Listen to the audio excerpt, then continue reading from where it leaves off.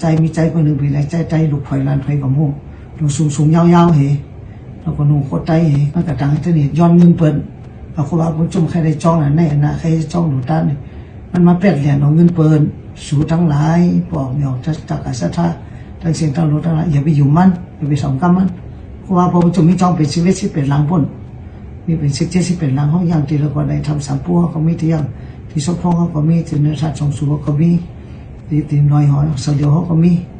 ที่พุทธกยาเขาก็มีที่จ้องกรรมฐานจ้องกรรมฐานที่หนองเงินที่ห้องเงินปริยัติที่ทำก็มีจ้องนอนเขาว่าจ้องนอนมีอยู่13-14ตีกำไรมันสามารถจ่อยยาว่าจะเฮ็ดจ้องปันห้องเอาห้องปันเฮ็ดปันเก็บเงินปันเก็บจ้องขยับไปหลูขยับไปต้านเพราะต้านก็ยอมมันเอาเขาจ้องมันเอากาหากินมันดีเจอสิ่งศาสนาที่ลูกอะครูบาผมจุ่มต้นยืมใครต้นย้อนพอหลูก็ย่อมห้องมา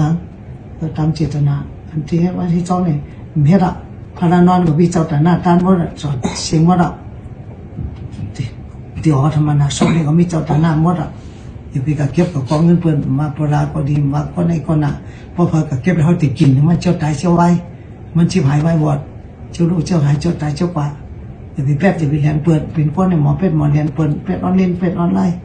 ต่างกันที่นี่ปันเช่นนั้นมันดีเฮ็ดก็เฮ็ดทางกรรมเนี่ยได้เพราะเดี๋ยวอะไรลอยน้ำของอ่ะไต้ก็ยอมมันก็ยอมภาษาเราก็ยอมมาเป็ดเรียนคนวันคนเมืองมาเป็ดเรียนข่าววันคนเมืองในมาเงินเปิดจะได้ห้องหันดีจ้องห้องเฉพาะกลางเจออะไรเขาจะโกงจุ่มในอยู่ตามนี้ตามเกิดเมียนก็กินนั่นเมียนก็อยู่นั่นที่ว่าที่จ้องที่สังเขาก็มีนำหนาที่อยู่ที่เศร้าเขาก็มีนำห้องใครไรวัดใหม่จ้องใหม่คนนี้ก็นำให้รู้ว่าเขาก็จ้องอยู่ในหอค่ำแต่ผลย่ำได้เฉินเขาอยู่ผลย่ำได้เฉินจ้องมีปุถุชนเขาก็มีเพราะจ้องปุถุชนเนี่ยเขาขึ้นมาเมืองพงอ่ะเขาจะอยู่บนตายบนกองมือมันอ่ะเขากำมือมันว่าจำใจก็ปองมาเมืองเขาอันนี้ย้อนเมตตายาขามปันปองอย่างสัทธาต่อการทั้งหลายจะเป็นไตเขาเป็นจะไงเป็นเพศเป็นเงินไตเขาก็เงือมันนำไหนเยอะเนาะหรือเอาก็อันเขาเลยกังเลยเมาก็ฮักกังเขาเมามานำไหนเยอะอย่าไปยุ่งเปิ้ลขายไม่มือเส้น5 บาท5 บาทก็เยอะว่ะไม่ซ้ำขายกินชื่อปุจุมาติมเฮ็ดจ้องปฏิสามปูนี่ก็ว่าปุจุมในรัฐในว่านะสู่ถมกำไว้ดีๆเพราะเจ้าปอปุจุมกับย้อนเงินปลอมเลยเนี่ยสู่ต้องไว้ดีๆเขาย้อนเงินไผ่ปลอมพารานอนนี่ก็มีเจ้าแต่นำไว้เจ้าพารานำยื้อก็พอคุณสั่งพอคุณซุ่มมันเป็นเจ้าแต่นำไว้เจ้าคุณจ้องปุโซลิงก็ย่อคุณจ้องอันจ้องน้องมันน้องยงหอยก็ย่อจอดดีงามกำไรสุยไปสองกำเปิดใจเขานี่จะง่ายเพราะจะง่ายในเจมันในจูงง่ายไม่ไก่ต่อจูงหมอไม่ไก่คนหันสุตินพระราอาราคามานิพานคนมาก็สุบันประมาณน้ำตาพันก็กำลังเป็นชิ้นเป็นถ้ำใจซ้ำลำเมื่อทันนี้เอาเจือเสียงเขาจะโพจุ่มกะขายกะฆ่ากะขายกินอันนี้เป็นอาเปียเป็นลมดีตายก็มได้กระตั้งเดียกระตรงอะไรเป็นพิจูพิตาสัตตานิสันในย้อนเมตตากันนิดหนึ่งสุยไปไว้ในเจอแล้วก็อย่าไปสมกำเปิ้ลพอเต็มเจอแต้มมาหลุดกับมือเขาได้หลุดกับมือเขาก็เดาหลวตั้นสืบป่าทั้งในทั้งหน้าอย่าไปกระทำกำคนเป็ดคนเหรียญเป็นเป็ดเหรียญเอาเงินก้อยไตเขาในจะไงลูกคนหนึ่งมันหลุดกันหนึ่งก็ในอีกหนึ่งเหมือนเจ้าไอ้ใจพุทธกยานั่นห้องปัญเหตุการณ์นะลูกเขาปัญญาสกันมาไว้พระราพุทธกยาได้อะไรอยู่มาเหตุการณ์เอาข้างปันใดเผลอก็ย่อพอเจอก็เจอลิงจำซึมโยจำมาจำจะโปรมันจุ่มในป้อมมาจำในกำเขาที่ยาขวัญ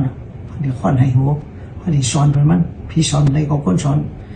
ในก็พี่ที่สอนไปมันคนก็นั่นมันเจือใจสังคมหูจักจริงมัน